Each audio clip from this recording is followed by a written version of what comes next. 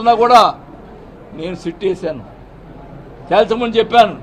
ఎస్పీకి కలెక్టర్కి వాళ్ళు సరిగ్గా పని చేయకపోతే సీఎం కంప్లైంట్ చేశాను. నేను నా క్యారెక్టర్ అది.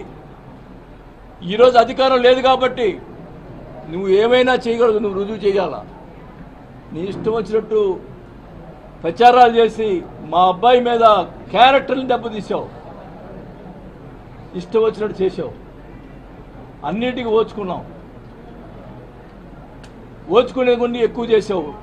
నీవు సోషల్ మీడియాలో ఇష్టం వచ్చినట్టు ప్రచారాలు చేసి భూ కబ్జా చేశాడు, భూ కబ్జా చేస్తాడు చూపి నీకు.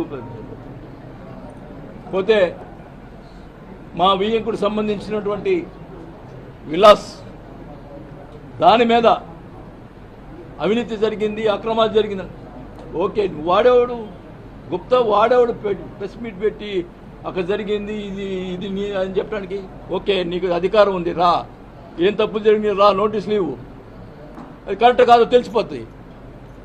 ఈ రాష్ట్రంలో విల్లాస్ కట్టినటువంటి చాలామంది ఉన్నారు, వాళ్ళకి లేని మాకు ఉన్నాయి కూడా, వాళ్ళకి లేని కూడా ఉన్నాయి. మొత్తం కరెక్ట్గా ఉన్న పరిస్థితుల్లో అక్కడ 24 సెంట్లు గవర్నమెంట్ ల్యాండ్ ఉందని చెప్పి దాంట్లో ప్లాన్లో కూడా పలకరించి పక్కన పెట్టాం. అవి పక్క నేను అడిగాను, అవి నాకైతే ఆ ల్యాండ్ పరిస్థితులు కూడా తెలియవు. అడిగాను ఏమైనా తప్పులు ఉన్నాయా చెప్పు అని అడిగితే టోటల్గా 24 సెంట్లు ఉంటే అది కూడా ప్లాన్లో చూపించి అది గవర్నమెంట్ ల్యాండ్ అని చెప్పి క్లియర్గా ప్లాన్లో చూపించి పక్కన పెట్టాము అని చెప్పి క్లియర్గా చెప్తే ఇష్టం వచ్చినట్టు మాట్లాడతారు. అంటే మా వ్యాపారం అంటే మా వియ్యంకుడు డబ్బులు సంపాదించుకోకూడదు, ఆయన సంపాదిస్తే నాకేం డబ్బులు పెడతాడని దాని వ్యాపారానికి ఇది చేసినావు. సిగ్గులేదా నీకు? ఏం మాట్లాడతావు? నీకు నీ రాజుపాలెంలో ఎన్ని ఎకరాలు ఉంది? నీది గవర్నమెంట్ ల్యాండ్ ఎన్ని ఎకరాలు ఉంది? అయినా కానీ నేను ఎప్పుడు మాట్లాడలేదే.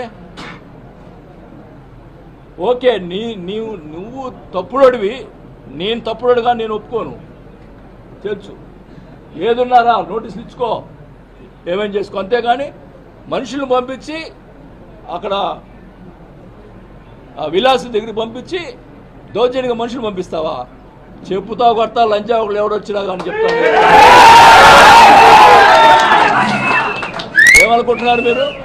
ఏం చేతకాలం అనుకుంటున్నారా? తెగించానంటే ఏం ఎవరికి ఆగదు. అది ఒకటే మర్యాద కుటుంబంలో పుట్టిన వాళ్ళు మేము. ఈ రకంగా చెడు చేష్టలు చేస్తే ఊరుకునే పరిస్థితి లేదు, గుర్తుపెట్టుకోండి. మా కార్యకర్తల మీద దెబ్బ పడితే నా మీద పడిన దమ్ముంటే నా మీద రా,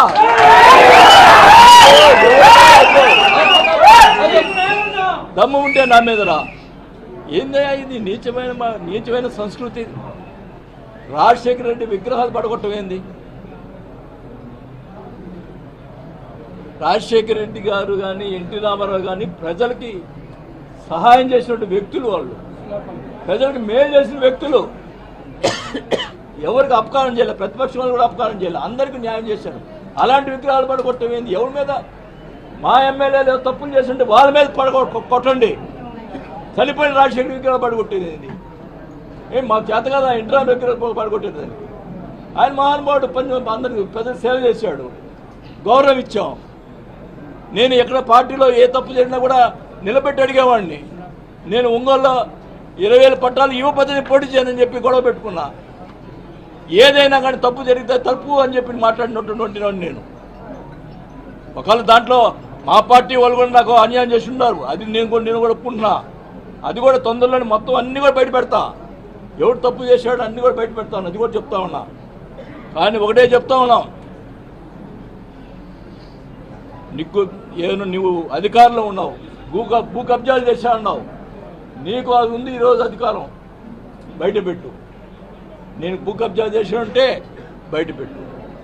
ప్రజల్ని ఎంత అన్యాయం నమ్మించడానికి ఎంత ఇది చేసావు. మా అబ్బాయి నన్ను నమ్మరని చెప్పి మా అబ్బాయి మీద పెట్టి చెప్పు, మా అబ్బాయి మీద ఏం చేసావు. ఈశ్వర్ అనేవాడు తెలుసు అతనికి, మా అబ్బాయి దగ్గర ఉండేవాడు. అతను అదొక ఆ ల్యాండ్ కరెక్ట్గా నాకు ఐడియా కూడా, ఆ ల్యాండ్ కూడా భూ కబ్జా చేశాడు. మా అబ్బాయి గోడ పడగొట్టించాడు. అది ఈశ్వరుని అడగండి, అవతల పార్టీ ఈశ్వరు అనే అవతాడు ఆ పార్టీలోనే ఉన్నాడు. ఏంది ఇది?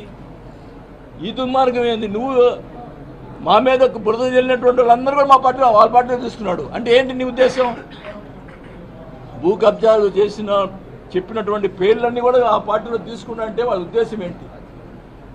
ఈరోజు చెప్తా ఉన్నా, నాకు తెలుస్తూ ఉంది. నేను 25 సంవత్సరాలు ఉన్నానా ఈ రాజకీయంలో ఎమ్మెల్యేగా. ఎవరినైనా ఈ ఒంగోలు కాన్స్టిట్యున్సీలో ఎవరినైనా ఒక అపార్ట్మెంట్ కానీ ఒక లేఅవుట్ కానీ ఎవడేస్తున్నాడు కానీ నేను ఎవరినన్నా అడిగానని చెప్పమనండి. నేను ఈరోజు ఊరేసుకొని చేస్తా ఒక్కడిని మొత్తం వ్యాపారాలని. ఈరోజు అందరికి నోటీసులు ఇస్తావు, 150 మంది నోటీసులు ఇస్తావు అంటే వాళ్ళని బెదిరించి డబ్బులు తినడానికి. ఇదాన్ని సంస్కృతి. తెలుగుదేశం వాళ్ళు కూడా వేసారు లేఅవుట్లు. వాళ్ళు ఎవరిని నిన్ను పిలిచి మాట్లాడలేదే, ఎవరిని చేయలేదే. ఈరోజు 150 మంది దాకా నోటీసులు ఇచ్చి వాళ్ళ దగ్గర డబ్బులు గుంజేదానికి ప్రయత్నం చేస్తున్నావు. నేను ఊరుకోను, నీ అవినీతిని ఇంకో ఊరుకోను. రోజు బయట పెడతా, నీ వ్యవహారాలు బయట పెడతా. నేను జనసేన పోతా అని చెప్పి రియాజ్ చేత మాట్లాడిస్తావు. ఎవరు క్యారెక్టర్ ఎట్లా ఉండదో ఎవడెవడో కూడా అందరూ తెలుసు. నాకు పార్టీ ఇప్పుడు నేను మంత్రి పదవిని వదులుకున్నాను. నాకు పార్టీ నా స్వార్థం ఎప్పుడు చూసుకోలేదు. నేను నా వాళ్ళనుకున్నా, నా వాళ్ళు ఎప్పుడు నేను చేయగలిగిన సహాయం చేశాను తప్ప ఎవరి దగ్గర ఒక రూపాయి నేను ఆశించలే. ఇంత దుర్మార్గంగా వ్యవహారంగా చేస్తే మటుకి ఉపేక్షించేది లేదని కూడా తెలియజేసుకుంటా ఉన్నా.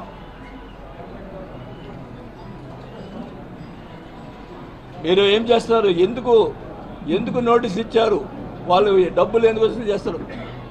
అధికారులు ఫోన్ చేసి చెప్తున్నారు, ఏం సార్ ఇది మీరున్నప్పుడు ఒక్కరు కూడా మాట్లాడారు. ఫోన్ చేసి బెదిరిస్తున్నారంట. ఒక మైనింగ్ అధికారిని బెదిరిస్తాడు ఒక ఆయన, చోటా నాయకులు. ఈ బెదిరింటి ఏందో, ఈ అధికారులు ఏందో. కానీ పాపం ఎంప్లాయీస్ కూడా పాపం ఓట్లు వేశారు కదా, వాళ్ళకి జరగాలి కదా అట్లా. మరి మేము ఏం చేశాము, వాళ్ళు ఏం చేస్తున్నారో అర్థమవుతుంది. కానీ ఒకటే చెప్తున్నా, నీకు అధికారం ఇచ్చారు, మేము చేయగలిగిన పనులు చేశాం. మంచినీటికి సంబంధించి 339 కోట్లు తీసుకొచ్చాం. అంతా రెడీ అయింది, టెండర్ అయింది. దాని నుంచి ఇవయ్యా మంచినీళ్ళు ఇప్పించవయ్యా జనాలకి. ఇచ్చి నీ పని చెయ్యి. వాడిని కొట్టు, వీడిని కొట్టిన తర్వాత ఏమన్నా అడిగితే నాకేం తెలియదు. ఏంది ఇది? మనుషులు కొట్టేది ఏంది? ఏముంది?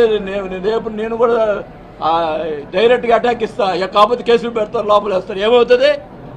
2 రోజులు బయటకు వస్తా. మా వాళ్ళు కూడా రెడీగా ఉన్నారు.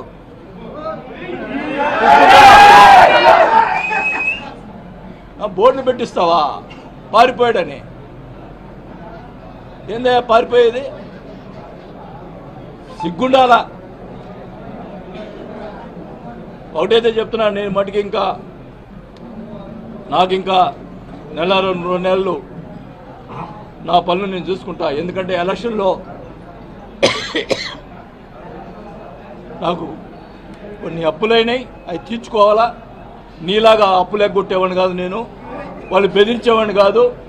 వాళ్ళకి నెల రోజులు అన్నీ ఎవరైతే నేను అప్పులు చేస్తున్నానో వాళ్ళందరికీ డబ్బులు ఇచ్చేసి ప్రశాంతంగా వచ్చి ఒంగోలులో కూర్చొని